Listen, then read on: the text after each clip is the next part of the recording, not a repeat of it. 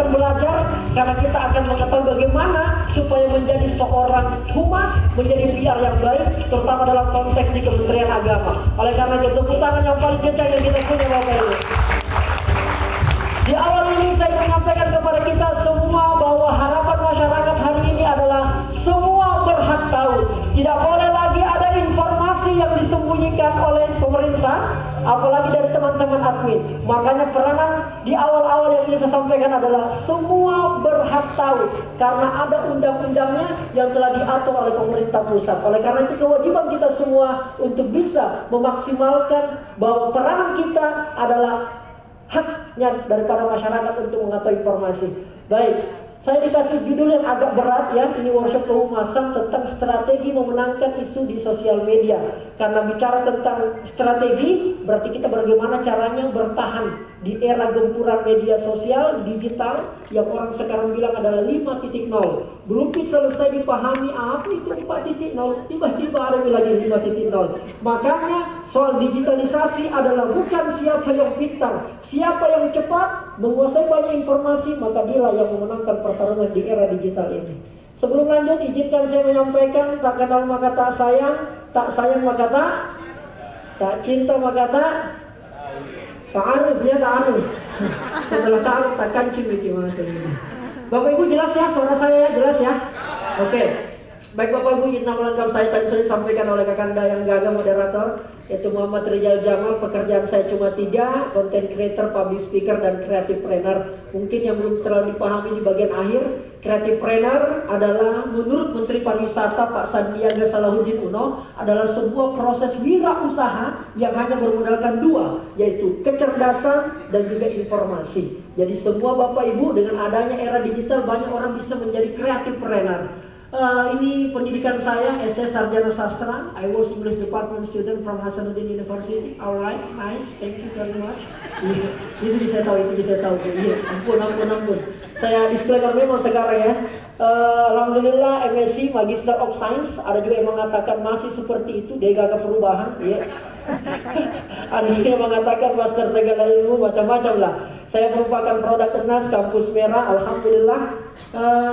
Ini Instagram saya @rizalsystem. Mungkin nanti boleh momen-momen terbaik di acara ini kita abadikan. Lalu jangan lupa tag di Instagram. Lalu nanti saya akan repost supaya semua orang bisa tahu seperti apa itu Kementerian Agama di Sulawesi Selatan. Amin. Ini channel YouTube saya, alhamdulillah followersnya kurang lebih 260.000. Ya, kalau ditarik ke politik ini sudah kursi DPR RI. Ya. Tapi tidak bisa karena bukan pemilihan orang di YouTube ya. Alhamdulillah kontennya berana edukasi dan inspirasi. Terus ini TikTok saya ya, Rizal System. Coba saya mau dengar tepuk tangan yang belum punya TikTok. Tepuk tangan yang belum punya TikTok. Oke, yang lebih keras yang tidak punya TikTok. Buat Bapak Ibu yang belum punya TikTok, saya ingin menyampaikan segeralah bertaubat. Segeralah taubat dan nasuha. Taubat yang betul-betul taubat. Kenapa? Karena kalau tidak punya TikTok hari ini betul-betul jauh dari sumber informasi. Karena TikTok sekedar informasi, TikTok adalah sumber viralitas nomor 1 di Indonesia saat ini. Dan dia adalah aplikasi terbanyak yang paling banyak di-download selama tahun 2022 dan 2023. Jadi kalau Bapak Ibu para admin tidak mendownload TikTok, kemarin tanya, Pak Rizal, TikTok terlalu banyak munya, terlalu banyak masalahnya. Begitu dulu mindsetku juga, terlalu banyak masalah di TikTok. Habis saya punya puasa Senin Kamis ini. Kalau buka TikTok, adrenalin laki-lakiku berguncang kasihan. Namanya orang goyang-goyang, ya, selebel, ada masalah tidak gagah. Tapi begitulah ternyata mindset saya keliru. Lalu kemudian saya download, saya bikin konten di sana. Alhamdulillah, sekarang pengikutnya kurang lebih 1.100.000 orang. Alhamdulillah, amin. Oke, baik Bapak Ibu sekalian, saya ingin menjelaskan sedikit ini market konten saya supaya tidak ada dusta di antara kita. Market konten saya cuma 3, pemerintahan dan politik, bisnis ataupun perusahaan, corporate, dan juga pendidikan. Sehingga itulah jalan yang saya pilih untuk menjadi seorang content creator. Oke, baik Bapak Ibu, sebelum lanjut saya bikin aturan main, boleh? Ya, teman-teman, Bapak Ibu, sahabat religi semua, saya coba bikin aturan main supaya kita tidak sia-sia datang di sini. Aturan yang pertama adalah selama kita workshop ini, terutama pada saat Kakak Rizal membawa materi, syarat yang pertama adalah kita harus merasa gembira. Merasa apa? Gembira. Mohon maaf kasihan Bapak Ibu, ada orang bilang gembira tapi di belakang tadi mukanya mata musuh. Iya. Tidak gembira, bilang gembira tapi ya tidak gembira mukanya. Tidak begitu konsepnya Bapak Ibu ya. Jadi kalau kita selama kelas ini kita harus merasa gembira. Kita ulang. Syarat yang pertama harus merasa gembira. Bapak Ibu, kenapa kita harus merasa gembira? Karena manusia memiliki dua belahan otak. Otak kiri dan otak kiri fungsinya wabillahi taufiq wal hidayah. Fastabiqul khairat. Saya selesai materi. Namun otak kiri dedis lagi. Otak kiri fungsinya adalah angka, statistik, logika, hitung-hitungan. Jadi kalau di sini ada bendahara kegiatan, otak kiri hancur-hancur itu. Ya setengah mati dia menghitung. Apalagi kalau sudah masuk laporan pertanggungjawaban, diperiksa inspektorat, BPK dan seterusnya. Ya, otak kiri hancur itu. Sedangkan otak kanan fungsinya seni, kreativitas, imajinasi, bahasa. Dan hasil riset menunjukkan bahwa rata-rata orang yang sukses adalah karena dia sebelum melakukan sesuatu selalu mengaktifkan dulu otak kanannya. Kalau aktif di otak kanan maka dia akan merasa gembira. Oleh karena itu syarat yang pertama kita harus merasa gembira. Kedua yaitu partisipatif. Bapak Ibu, ada hasil riset pembicara dunia mengatakan apabila terjadi acara seperti begini modelnya dan peserta hanya mendengar dan mencatat, maka dia hanya akan mendapatkan maksimal 20% dari materi yang disampaikan. Itu kalau kita hanya mencatat dan mendengar. Tetapi apabila peserta mencatat, mendengar dan melihat slide, maka maksimal dia hanya akan mendapatkan 30% dari materi yang disampaikan. Tetapi apabila peserta mencatat, mendengar, melihat slide dan terjadi interaksi antara narasumber dan pendengar, maka minimal paling sedikit 50% materi yang akan kita bawa pulang. Oleh karena itu syarat yang kedua adalah partisipatif. Dan terakhir yaitu responsif. Kenapa responsif Bapak Ibu? Mohon maaf kasihan. Sebenarnya pada hari, tanggal dan jam yang sama sebenarnya juga ada acara di salah satu hotel yang ada di Jalan Andi Jemah. Tapi karena saya tahu yang datang ini adalah sahabat religi, para humas-humas, apalagi dari Kementerian Agama, sebuah kementerian saya juga besar dari situ, maka saya memilih hadir di acara workshop kehumasan di Kementerian Agama. Minta maaf Kak Kesaki Pamupurang nggak, sebenarnya tadi nggak usah bikin tepuk tangan karena acara yang di salah satu hotel di Jalan Andi Jemah itu saya tidak diundang. Ini karena malam ini jadi minta fokus. Saya cuma tadi bilang bahwa ada acara di sana. Pasti juga ada acara, betul ya, acara apa? Terserah di sana. Apa mau bikin? Saya lebih memilih hadir di sini karena ini yang undang kayaknya. Cocok? Makanya kita harus saling merespon Bapak Ibu. Iya, karena Bapak Ibu telah berkorban dari kabupaten kota jauh datang ke Makassar. Saya juga korbankan waktuku ini untuk datang di sini. Jangan sampai gara-gara tidak saling merespon dikit rugi semua. Nah, salah satu yang selalu mengganggu responsif adalah handphone. Iya, kalau ada yang mau menelpon apa segala macam, mungkin boleh angkat tangan baru keluar ruangan. Jadi bicara di situ, iya, mana. Itu karena mengganggu teman yang lain. Oleh karena itu syarat yang ketiga adalah responsif. Tepuk tangan dulu buat kita semua Bapak Ibu. Baik, izin saya menyampaikan sedikit perjalanan singkat saya menjadi seorang content creator. Jadi saya basicnya adalah orang seni Bapak Ibu. Saya merupakan alumni Pondok Pesantren Gombara Darul Arkam Muhammadiyah. Oleh karena itu saya ingin menyampaikan kepada kita dari pesantren itulah saya punya bakat kesenian. Alhamdulillah gara-gara bakat itu ketemu dengan Pak Jokowi pertama kali dia datang di UNAS. Alhamdulillah. Dan digelar sebagai yang mengawali kebangkitan pantun di Indonesia Timur. Makanya muka berpantun sebelum lanjut nanti ini. Dan nanti kalau ada yang bisa balas pantunku langsung saya kasih hadiah. Hadiahnya macam-macam. Ada dari panitia, ada dari saya pribadi. Iya. Dan itu hadiah yang saya kasih hasil endorse ya biasa kasih. Itu mau dikasih pekerjaan tadi. Untung Kementerian Agama undang kayak alhamdulillah ada lagi pembeli coto lah apa. Ini Kementerian Agama bukan karena saya diundang karena saya qualified, tapi karena kasihan Nalia kan mungkin kalau jadi saya diundang lagi. Oke. Tidaklah cantik seorang penari kalau dia tidak memakai pita. Tidak mungkin kita kemari kalau bukan karena cinta. Harapanmu.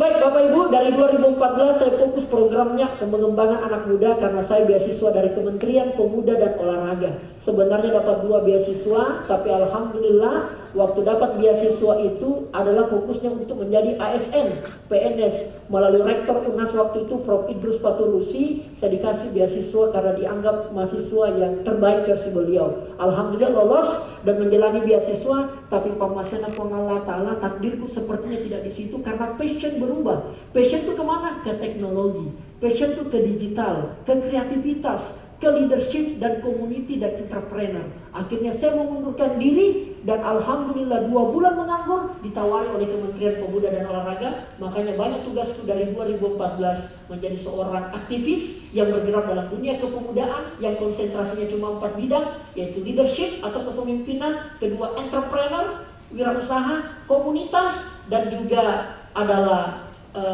leadership atau kepemimpinan, dan itu menjadi fokus kita. Dan 2019 baru berani Bapak Ibu menjadi content creator. Pak Rijal, Kakak Rijal, kenapa baru 2019? Karena saya orang Bugis Makassar, masih iri, malu Kak, kalau mengajarkan sesuatu tidak ada ilmunya, betul? Iya, kita harus berbasis pengetahuan. Karena mamaku bilang begitu. Nah, mamamu memang tidak ada sekolahnya, bapak juga tidak ada sekolahnya. Tetapi pantang rasanya, nak, kalau kau menyampaikan sesuatu tidak berdasarkan pengetahuan. Makanya alhamdulillah 2019 baru berani karena di situ baru dirasa cukup pengetahuannya. Dan di 2020 dapat silver play button sudah mencapai 100.000. Ya adalah sedikit penghasilan dari YouTube. Alhamdulillah. Jadi sebenarnya kalau Kementerian Agama juga mau mendapat macu-macu di luar daripada kantor, sebenarnya paling enak. Apalagi Kementerian Agama kaya dengan ide konten. Sebagaimana apa kayanya Kak Karja? Sebentar kita bongkar satu-satu. Seperti apa ide konten yang bisa kita kreasikan, lalu kita upload ke media sosial. Bukan hanya memberikan informasi, tapi juga sebenarnya bisa mendapatkan nilai tambah yang lain, seperti ekonomi dan seterusnya. Terus, ini kolaborasi saya dengan beberapa kepala daerah, hampir semua tapi tidak semua yang saya muat. Nah, ini izinkan Kak minta waktu tak 2 menit saja. Ini menarik. Karena kegiatan saya di media sosial banyak juga mengkritik, menyampaikan keresahan masyarakat, isu-isu publik, termasuk urusan agama. Karena saya adalah santri, jadi mau tidak boleh lepas dari identitasku sebagai anak santri yang dibesarkan di pondok pesantren. Tiba-tiba saya diundang oleh Menteri Hukum dan HAM, Bapak Yasona Halauli, ke Jakarta tahun 2022 untuk diberikan penghargaan karena dianggap sebagai anak muda, tokoh publik yang aktif menyuarakan isu-isu publik dengan model komunikasi melalui konten. Kalau tidak percaya seperti anak-anak ini, mari kita lihat video yang satu ini.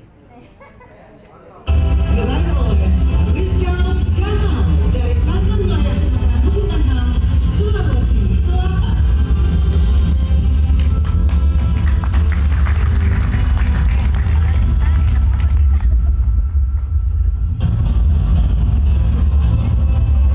Dengan batik yang sama.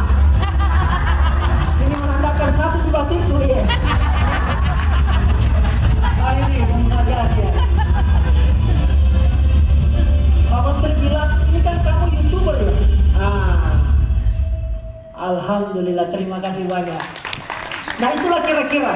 Kenapa bisa begitu Bapak Ibu? Karena ternyata bukan persoalan apa yang kita sampaikan, tetapi bagaimana kita menyampaikan.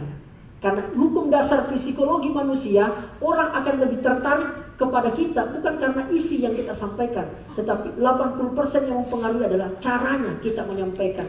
Termasuk ada bagus konten tak, berita atau pemberangkatan haji kah, umroh, pesantren atau pernikahan atau apa, bagus isi materinya, tapi kalau cara menyampaikannya, masih ada mungkin di sini admin yang mengupload konten di medsos tidak pakai caption, angkat tangan. Malas mengerti, pokoknya upload saja. Oh kita itu lagi, iya. Pokoknya upload saja, tidak ada urusan, hampang lurus. Pokoknya tidak ada geser. Pokoknya begitu. Masih ada dong. Nah ini yang paling banyak saya kritik orang-orang humas. Jangan Ki, semua ada metode dan ilmunya. Izinkan kasihan anak tak, adik tak, ini nanti bantu sedikit. Bagaimana kira-kira dalam waktu yang sangat singkat ini. Baik, lanjut. Oke. Baik Bapak Ibu. Oke. Ada prinsip bagi seorang humas yang harus dipegang. Apa itu? Good data, good decision. Bad data, bad decision. Data yang bagus menghasilkan keputusan yang bagus. Kalau bagus data, maka bagus konten yang kita upload. Kalau saya adalah pekerja lepas. Kalau Bapak Ibu terikat, ada yang namanya pimpinan tak. Ada lembaga yang kita naungi. Jadi Bapak Ibu kurang lebih 100 berapa tadi? 180 orang. Maka inilah orang-orang yang menjadi halaman pertama dari lembaga yang Bapak Ibu naungi sekarang. Kalau Bapak ingin rusak lembaganya, cukup gampang. Melalui ketika jari-jarinya Bapak Ibu sudah hancur itu Kementerian Agama. Kalau kita mau. Begitupun sebaliknya kalau kita mau kasih bagus. Kuncinya di good data. Oleh karena itu mari kita lihat data dulu Bapak Ibu. Karena saya adalah pekerja konten, jadi selalu basicnya data. Tahun 2023 aplikasi yang paling banyak di-download. Ini kita pakai 3 besar saja. Ternyata itu nomor 1 TikTok. Makanya tadi tepuk tangan segera Miki bertobat. Jangan tinggalkan Makassar bos kalau tidak kita download TikTok. Dan sampai jumpa kita nanti di sana. Jangan lupa komen, like, and share. Ya mantap. Maju lagi. TikTok. Kedua, Instagram. Ketiga, Facebook. Ada anekdot Bapak Ibu. Ini terkait netizen. Kalau mungkin lihat anak-anak SMA dan yang viral-viral itu ada di TikTok. Kalau mungkin lihat anak muda yang keren, foto-foto estetik itu ada di Instagram. Kalau mungkin lihat orang baku caci, baku mati ada di Twitter. Kalau mungkin lihat mama-mama berkelahi, kita yang bilang di, iya. Begitu Bapak. Tidak tahu juga di, gue mau protes ke ibu-ibu kah? Ampun, di Facebook ini, kenapa begitu? Karena datang kalau saya buka Facebook, sampai mama-mama berkelahi. Apalagi 2 peristiwa terakhir terjadi. Apa itu? Perceraian antara Inara Rusli dan Virgon. Desta sama istrinya cerai, mama-mama yang baku gosip di Facebook. Nah ceritain lagi suaminya, apalagi ini musim politik. Nah ceritain suaminya selalu di warkop menjadi tim sukses. Nah sesak gaya. Itu isinya Facebook. Tetapi apa yang saya mau sampaikan bahwa ternyata setiap platform beda-beda algoritmanya. Beda-beda aturan mainnya Bapak Ibu. Oleh karena itu perlu memang kita pelajari sedikit. Lanjut. Yang paling banyak orang habiskan consumer spend. Ternyata TikTok. Kedua YouTube. Ketiga Disney. Ini bicara tentang dunia. Terakhir. Monthly active users. Yang paling banyak aktif penggunanya dalam 1 bulan. Ternyata ranking 1 adalah Facebook. Jadi memang Facebook tidak menjadi primadona seperti 5 tahun yang lalu, 10 tahun yang lalu. Tapi paling aktif penggunanya, la ilaha illallah. Itu Facebook, kedua WhatsApp, ketiga Instagram, dan seterusnya. Nah sekarang kita lihat. Yang ini menjadi populasi, ini kita ambil datanya di hotsuite.com. Bapak Ibu boleh cek akses di Google setiap hari update. Pertama, untuk jumlah penduduk Indonesia kurang lebih 276 juta. Tapi pengguna handphonenya adalah 353. Kenapa begitu? Ya ada orang 2 handphonenya. Iya, satu untuk selingkuh, satu untuk bisa jadi karena admin ada HP pribadinya, ada juga HP kantor. Nah, tapi saya mau cek dulu, siapa di sini kantornya ketika mengupload sesuatu masih pakai HP pribadi tak? Saya mau protes tahu ini. Saya nanti kepada kantor ini.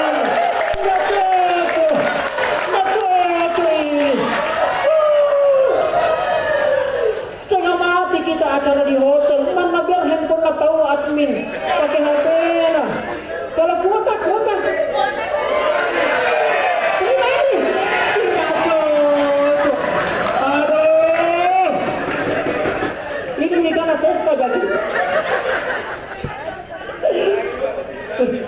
Direkam tadi, direkam? Ulang dulu. Iya, kalau saya ulang lagi ini, maka inilah terakhir saya jadi materi. Nanti dibilang gitu nih jangan provokasi anak-anak. Jadi oleh karena itu Bapak Ibu, buat Bapak Ibu yang masih pakai barang-barang pribadinya untuk kerjaan kantor, kasih tahu pimpinan tak. Iya, tidak begitu konsepnya kalau sesuai hasil workshop. Iya, harus difasilitasi Bapak Ibu supaya hasilnya maksimal. Bagaimana mungkin kita pimpinan bisa menuntut kita punya bawahan kalau tidak difasilitasi? Iya, maju lagi. Aduh.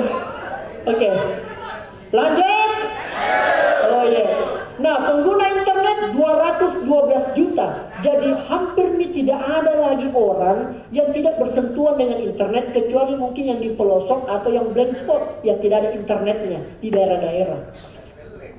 Dan aktif di sosial media kurang lebih 167 juta, dari pengguna internet 212 juta. Terus orang menghabiskan internet ternyata dalam satu hari, hasil riset itu 7 jam per hari berada di depan handphone atau laptop. Terus kemudian di televisi, ternyata orang di depan televisi hanya menghabiskan 2 jam dalam satu hari, mulai menurun. Terus orang bersosial media 3 jam, orang main game 1 jam, tidak ada lagi orang mendengar radio hanya 32 menit, ya, dan dengar musik 1 jam dan seterusnya. Ini data yang sudah qualified, yang hampir orang-orang IT pakai di hootsuite.com. Nah, sebelum lanjut Bapak Ibu bicara tentang keterbukaan informasi publik, izinkan saya mengekspos sedikit 10 provinsi tertinggi dengan keterbukaan informasi publik. Alhamdulillah tidak ada Sulawesi Selatan di 10 besar. Itu berarti masih banyak orang sembunyi-sembunyi informasi. Tidak boleh begitu. Saya ambil contoh sedikit.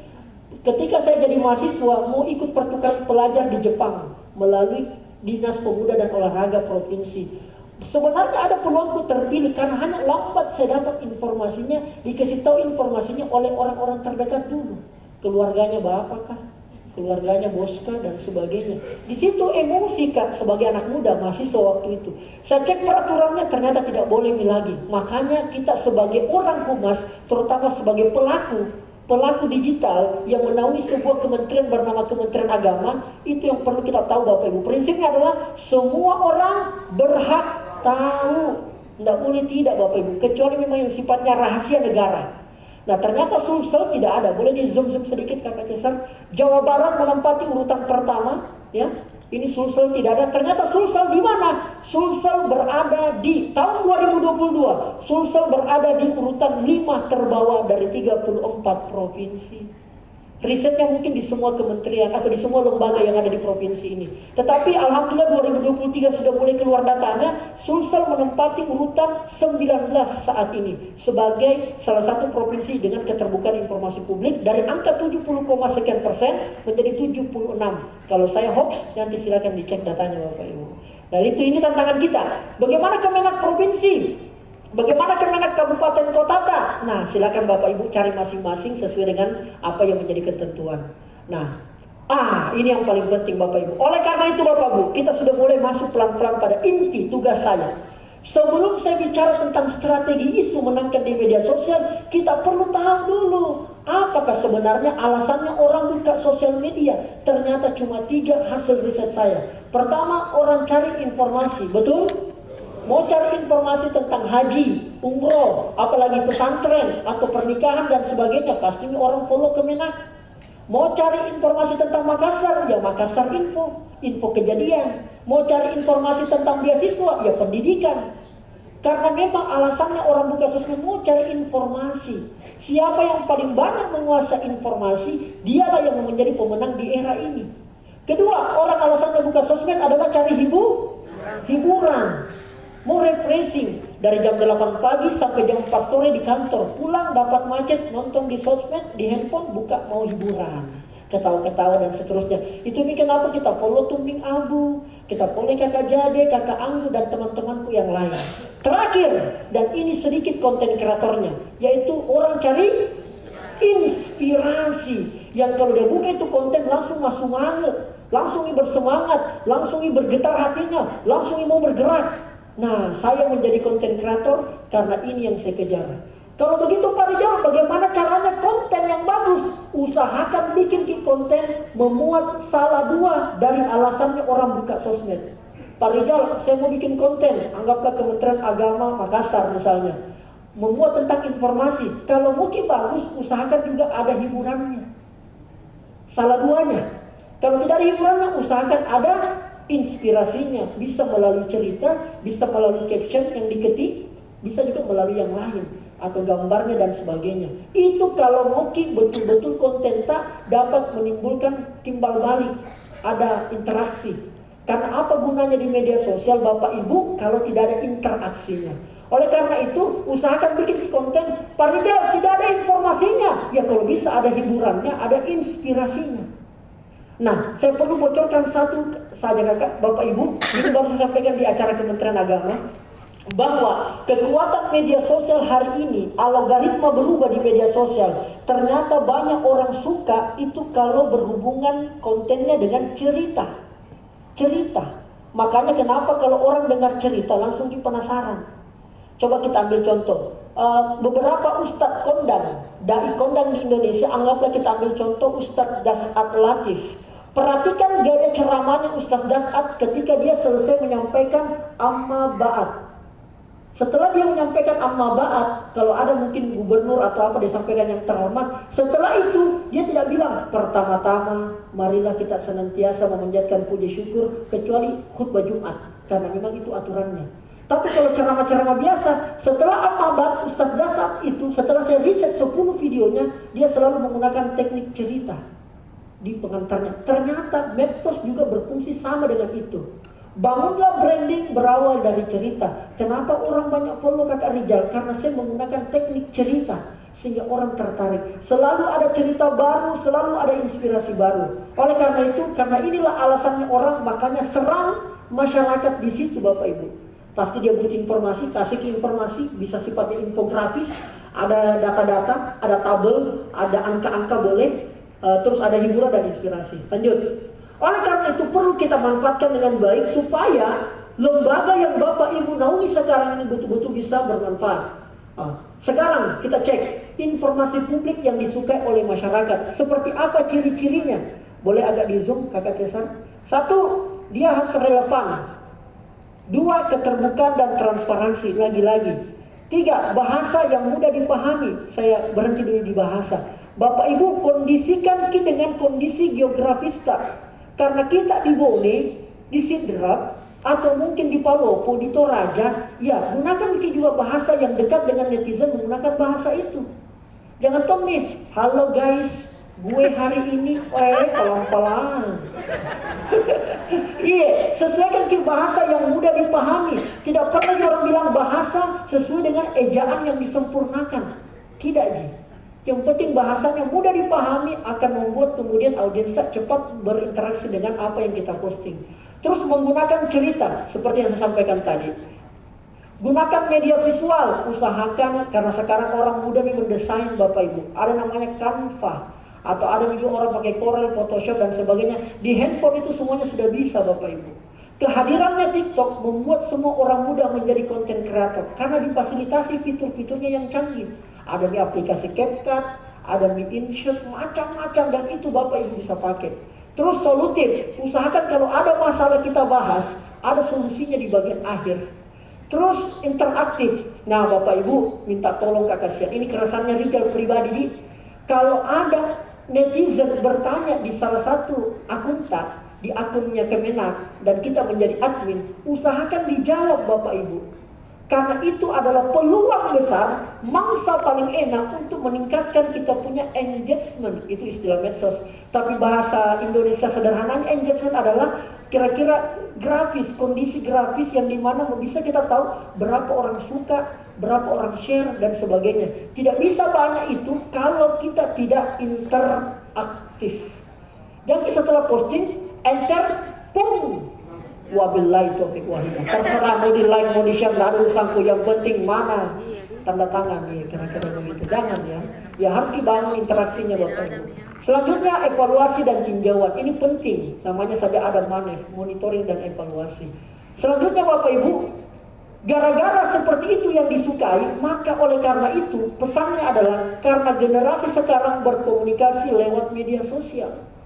Sekarang eranya begitu Bapak Ibu. Tidak mesti mikir lagi menggunakan banyak hal-hal metode-metode yang sifatnya offline yang kemudian tidak menimbulkan efektivitas dalam penyampaian informasi. Nah, ini keterbukaan informasi publik. Oleh karena itu, oleh dari kakak Rijal, bagaimana caranya kakak Rijal secara pribadi walaupun tidak difasilitasi oleh kantor. Nah, ada 4C oleh-oleh yang saya mau kasih untuk menjadi seorang humas dan juga PR yang baik untuk mengelola akunnya Kemenak masing-masing. Pertama, C yang pertama adalah apa yang C yang pertama? Kreatif. Kenapa kita harus kreatif Bapak Ibu? Karena era membutuhkan itu. Orang kreatif dimanapun disimpan pasti dipakai, siapapun pimpinannya. Kalau kita kreatif, orang kreatif itu seperti mutiara, dimanapun dilempar, entah itu di comberan, dia tetap akan bersinar dengan sendirinya. Itulah kekuatan yang saya pakai secara pribadi menjadi kreatif. Caranya kreatif bagaimana? Cuma dua Bapak Ibu, pertambah wawasan, perbanyak pengalaman. Itu orang bisa kreatif melalui dua itu dulu pintunya, perbanyak wawasan, tambah wawasan dan perbanyak pengalaman. Kalau ini akan memunculkan kreativitas dengan sendirinya. Kedua, critical thinking. Apa itu? Kemampuan memahami masalah. Jadi sebenarnya kalau mungkin bagus ini workshop Bapak Ibu, sebenarnya perlu ada namanya pembedahan. Dibuka semua handphonenya orang yang merasa menjadi admin atau laptop, kita bedah satu-satu di mana masalahnya. Karena pasti kalau ada orang tidak bisa menemukan masalah titiknya tentang konten apa yang mau dibuat, atau mungkin Pak Rijal, kami tahu bikin kontennya, tapi kami diikat oleh aturan misalnya.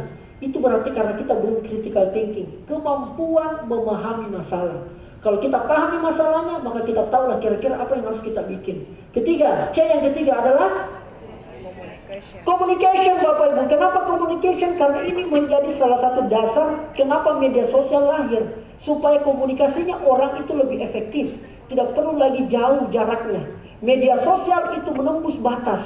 Kita upload di Makassar, orang di Luwu Timur langsung bisa tahu. Itulah kekuatannya media sosial. Makanya diperbaiki kualitas komunikasi kita juga. Apalagi kalau kita bikin konten video. Itu perbaikan kualitas komunikasi penting. Karena kualitas komunikasi menentukan kualitas hidup kita sebenarnya. Terakhir adalah compassion. Dan ini ada kaitannya dengan Kementerian Agama. Kalau kita cek di Google, compassion artinya merasa iba, resah, terlibat, pengen tahu, rasa ingin tahu yang tinggi dan sebagainya, prihatin. Nah ini perlu kita lakukan. Banyak sekali isu-isu di sosial yang bisa kita jadikan sebagai bahan bakar konten. Sebenarnya ini kalau dipikir ya, untuk ruang lingkup Kementerian Agama yang cukup luas, itu besar sekali market kontennya.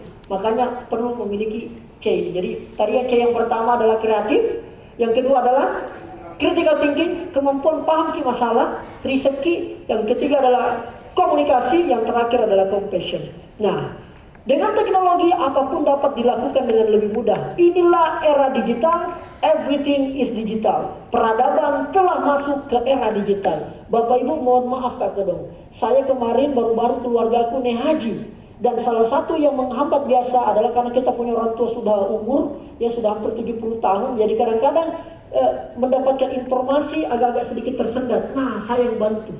Karena saya buka Kemenak, saya buka web, macam-macam.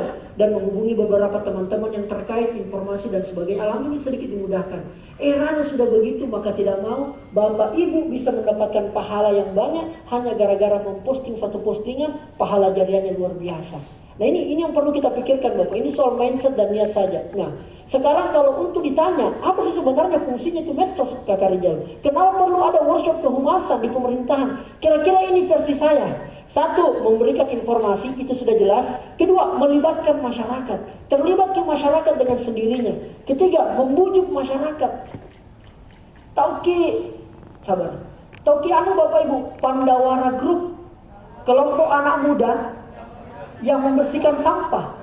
Bayangkan dia pakai kekuatan medsosnya, lalu kemudian tidak baku kenal satu sama lain, tidak ada yang suruh, tidak ada SK, tidak ada honor, tiba-tiba orang berkumpul membersihkan. Karena kekuatan medsos dipakai untuk membujuk masyarakat hingga kemudian memobilisasi dan berinteraksi dengan masyarakat.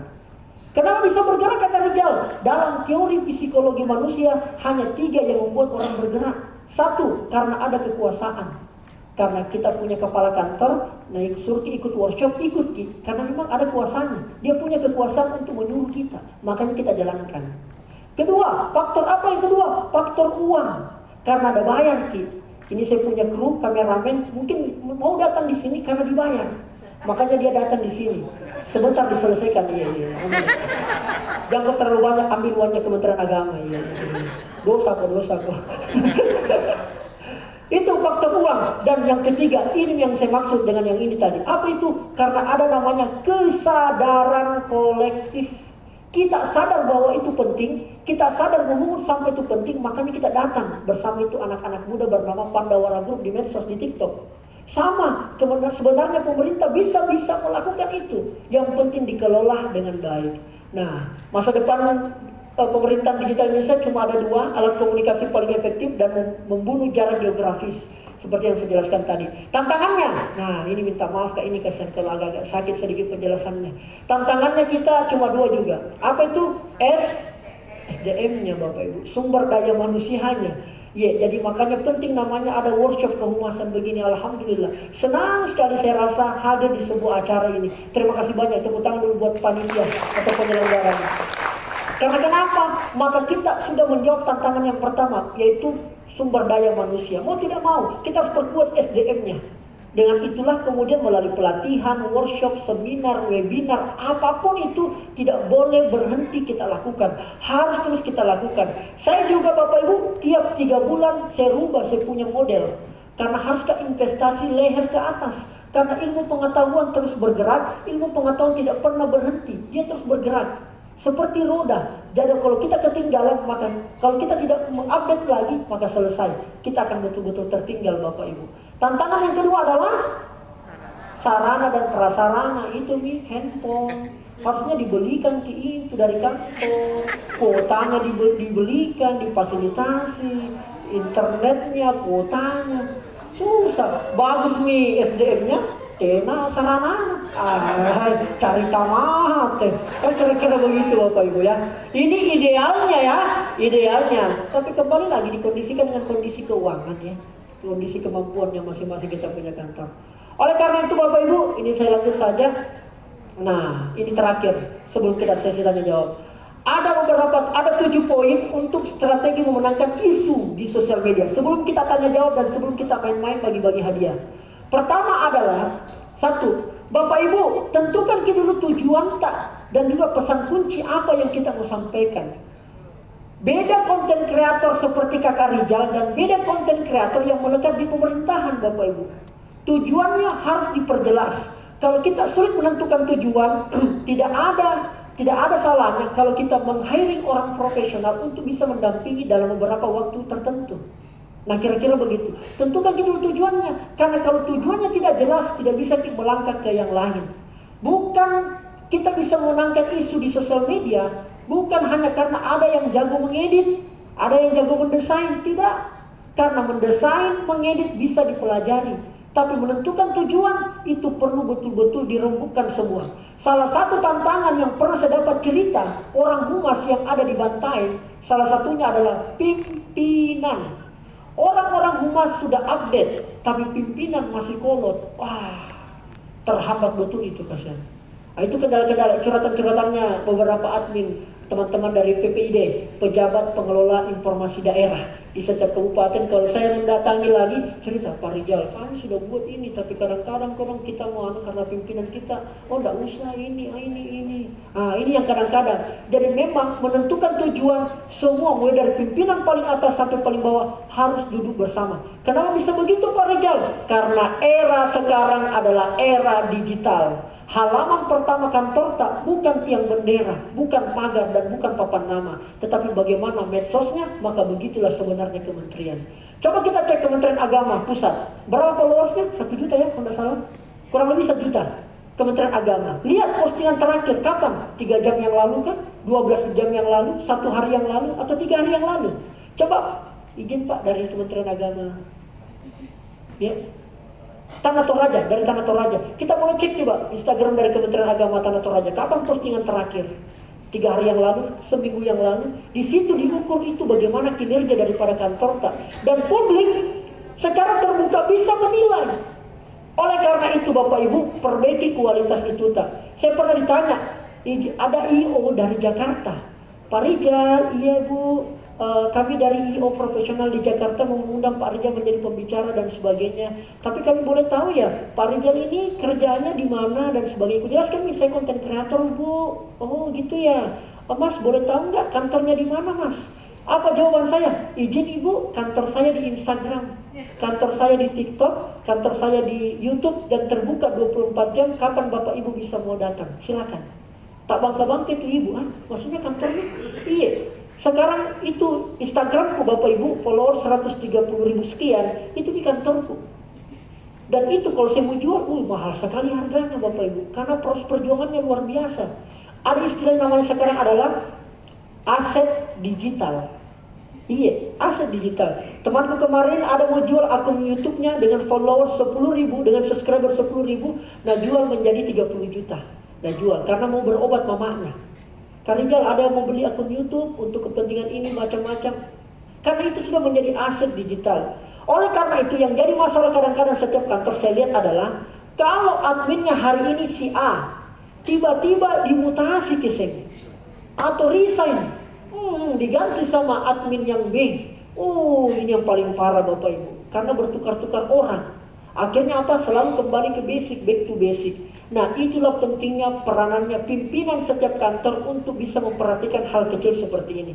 Saya kurang tahu kalau di ruangan ini ada pimpinan, apakah itu mulai sekretaris atau mungkin kabin dan seterusnya. Saya berharap untuk bisa dikomunikasikan dengan baik. Percaya sama saya Bapak Ibu, Tabek Lompo, Tabek Meraja, bahwa media sosial hari ini, akun-akun dari lembaga tak kantor tak itu sangat punya peranan yang luar biasa.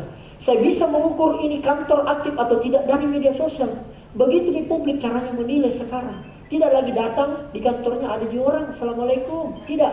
Tapi tidak medsosnya Bapak Ibu. Minimal ada instastory dalam satu hari. Dan patokan paling utama cuma dua dulu fundamentalnya. Punya Facebook, punya Instagram. Kalau TikTok tidak punya, tidak apa-apa Bapak Ibu. Ya karena TikTok itu agak perlu sedikit konsisten. Tapi kalau minimal Facebook punya, Instagram punya, aman. Itulah kantor kita yang bisa masyarakat datangi selama 24 jam. Kedua, identifikasi target audiens. Bapak Ibu, ini kan Kementerian Agama, berarti kan jelas nih audiensnya, jelas nih targetnya. Ya, kira-kira siapa targetnya? Tentu masyarakat umum yang lebih spesifik, yang membutuhkan mencari informasi tentang mungkin haji, ya, tentang mungkin pesantren atau penyuluhan, atau tentang moderasi beragama kah, atau seminar, atau pelatihan, atau apapun itu. Karena market audiensnya sudah jelas Bapak Ibu, makanya jangan bikin konten di luar daripada pengetahuan market kita. Kira-kira begitu Bapak Ibu. Karena betul, kita ini bukan Lambe Tura, bukan Makassar Info yang apapun berita kecelakaan kita bikin juga pelan-pelan. Ya, jangan juga begitu Bapak, karena audiens kita nggak connect. Nah kira-kira begitu sederhananya. Sebenarnya sih isu yang paling enak misalnya adalah kemarin isu uang panai, orang mau menikah, ya kan? Ada orang dari luar datang ya, dari luar negeri datang menikah di sini. Terutama yang viral kemarin itu dari Sengkang ya, dari Wajo. Hebohnya itu luar biasa. Nah di sini peran-perannya untuk memberikan edukasi ke masyarakat tentang bagaimana menghindari pernikahan dini misalnya. Ya, bagaimana betul-betul paham agama, bisa betul-betul punya pekerjaan baru menikah, atau seperti apalah. Nah, kemarin dalam beberapa bulan kami bekerja sama dengan BKKBN untuk mencegah stunting. Itu saya urusanku. Karena saya suka kalau isu-isu perempuan dan anak. Karena itu menyangkut tentang SDM Indonesia di masa yang akan datang, terutama ketika 100 tahun kemerdekaan Indonesia. Saya tertarik, ya sudahlah. Kebetulan memang market audiensku adalah banyak perempuan. Ya, perempuan-perempuan yang mau menikah gitu, alhamdulillah. Nah, selanjutnya kontennya yang harus berkualitas, kualitas gambar Bapak Ibu. Jadi konten itu cuma ada 3, yaitu gambar, video, dan tulisan. Iya, jadi konten itu tidak mesti selamanya video, termasuk kumpulan foto-foto itu juga adalah konten, cuma dalam bentuk gambar. Bisa modelnya karosel, bisa berkelompok-kelompok, atau bisa tunggal. Sama tulisan, itu tulisan juga konten Bapak Ibu. Beberapa tahun yang lalu atau tahun lalu itu pemerintah Provinsi Sulawesi Selatan mengumumkan di media mencari konten kreator, mencari konten writer, mencari konten analis. Untuk pekerjaan konten kreator saja 3 bidangnya: kreator, writer, analis. Karena beda fungsi semua ini Bapak Ibu. Kalau Kakak Rita yang mana? Kalau saya konten kreator. Kenapa? Karena bikin video. Kalau konten writer yang menulis, bikin captionnya apa segala macam, riset, copywriting, itu content writer. Kalau konten analis ya meriset. Beberapa konten perbanding, ini bagus yang dibikin. Dieksekusilah oleh si konten kreator. Jadi pastikan kontennya berkualitas. Selanjutnya, ini yang paling susah kodong Bapak Ibu. Maafkan Kak. Konsistensi. Bapak Ibu, Saya mau nyampaikan kepada kita, rata-rata konten viral 70-80% yang viral di Indonesia adalah konten-konten dengan kualitas video yang dari handphone. Bukan kualitas kamera yang 80 juta, bukan. Artinya apa? Sekarang orang butuh konten adalah yang cepat, ringkas, dan silang-sungang. Kalau kita bikin konten baru menit pertama sampai ketiga, gelap, tiba-tiba muncul logo. Itu muncul logo sudah 5 detik itu. Terus muncul lagi musik, sudah 10 detik. Nah, skip orang konten tak Bapak Ibu. Baru 5 detik pertama sudah logo muncul pelan-pelan. Jangan gitu. Sekarang yang harus kita maksimalkan adalah bagaimana konten itu cepat. Dan orang suka konten yang ringkas-ringkas. Kalau bisa dibawa 1 menit 30 detik, itu rekomendasinya Instagram Reels. Jangan terlalu panjang Bapak Ibu. Kalaupun panjang, potong-potong nih. Jangan malas memotong-motong karena ada di aplikasi memotong. Iya, kira-kira begitu Bapak Ibu. Nah, yang paling susah adalah bukan memotongnya, tapi ini konsistensinya, waduh susah sekali. Saya saja kadang-kadang tidak konsisten karena persoalan pekerjaan yang lain. Tapi kalau sudah terhambat, nanti mungkin di hari selanjutnya baru kita cambuk, kasih konten lagi. Karena di situ intinya konsistensi kalau mau naik akunnya Bapak Ibu, ya. Selanjutnya interaksi dan partisipasi. Pak Rijal, bagaimana kalau ada orang komentar jelek, mengata-ngatai, apalagi pakai akun fake? Cuma 2 caranya Bapak Ibu. 1, kita hapus dan kita blokir si akun itu kalau memang tak lewat-lewat nih. Betul-betul kelewat batas nih. Di luar norma-norma. Apalagi kalau sudah mencemarkan nama baik kita punya lembaga, jangan coba-coba. Yang kedua adalah selain kita menghapus atau blokir, yang kedua adalah balas ki. Kalau ada yang bertanya Bapak Ibu, karena prinsip media sosial adalah interaksi, partisipasi. Kalau kita balas ki Bapak Ibu, orang akan bilang wih tahu wah. Dan ketika kita balas komentarnya Bapak Ibu, ada lagi kita upload, maka gambar konten yang akan direkomendasikan oleh Instagram atau oleh Facebook. Karena kita sudah pernah terekam bahwa kita pernah berinteraksi, balas chat, balas komen, dan sebagainya. Selanjutnya, penggunaan platform. Beda Facebook, beda Instagram. Kalau Facebook sama Instagram untuk penulisan mirip-mirip, gunakan kekuatan caption yang bagus. Caption itu Bapak Ibu, apa nih bahasa ini? Caption yang mudah dipahami oleh Bapak Ibu orang tua. Narasi, betul. Karena bila nanti caption nanti dia bilang, ada sediasa caption. Caption itu Bapak Ibu, tambahan keterangan dari konten yang kita upload. Jangan kita tidak tulis gitu. Perlu itu. Ada kemarin bertanya di Bantai, Pak Rijal, kan ada semua informasinya di video, kenapa lagi mau ditulis di caption? Karena Bapak Ibu tidak semuanya orang menonton video tak sampai selesai. Caption itu memperkuat dan melengkapi dari apa yang kita jelaskan di konten itu. Nah itu kira-kira. Oleh karena itu beda setiap platform. Di TikTok tidak disarankan menggunakan caption yang panjang. Ini kadang-kadang juga saya agak ketawa-ketawa baca akun-akun kantor, akun-akun lembaga dan sebagainya. Karena kadang-kadang copy paste. Apa yang di-share di grupmu, hamba tinggal paste, pang selesai.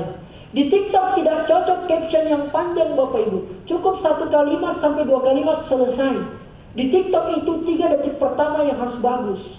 Apa yang membuat orang langsung berhenti? Makanya namanya kalau kita bikin konten ada namanya istilahnya pancingan pertama. Kalau dalam bahasa konten namanya hook. Nah ini saya bisa bahas kalau ada pelatihan tingkat lanjutnya yang lebih detail. Sebenarnya begitu Bapak Ibu. Ya tinggal dihubungi saja nanti 082 193. Iya kira-kira begitu Bapak Ibu. Karena saya mau berbagi sama kita. Nah terakhir, tolong Bapak Ibu pakai data dan sesuaikan dengan fakta. Karena agak bermasalah itu kalau kantor yang punya akun lalu kemudian mengupload yang tidak sesuai data alias hoax diketahui itu. Saya ambil contoh, ada pernah politisi Indonesia itu mengupload sesuatu, bukan mengupload, dia kebetulan kedapatan melike di Twitter, melike akun porno. Mohon maaf ini. Melike akun porno, viral se-Indonesia. Ternyata si akun orang ini yang menggerakkan adalah admin, bukan orangnya langsung. Si adminnya, si bapak ini lupa log out, lupa kasih keluar dulu adminnya bapak, kabusnya.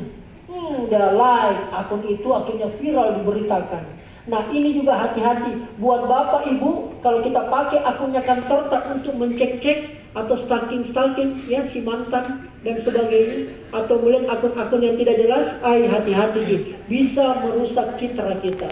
Di media sosial Bapak Ibu cepat orang naik, tapi kalau mau datang jelek tak sial tak, cepat sekali juga jatuh. Makanya diperkuat yang namanya pengetahuan dan wawasan.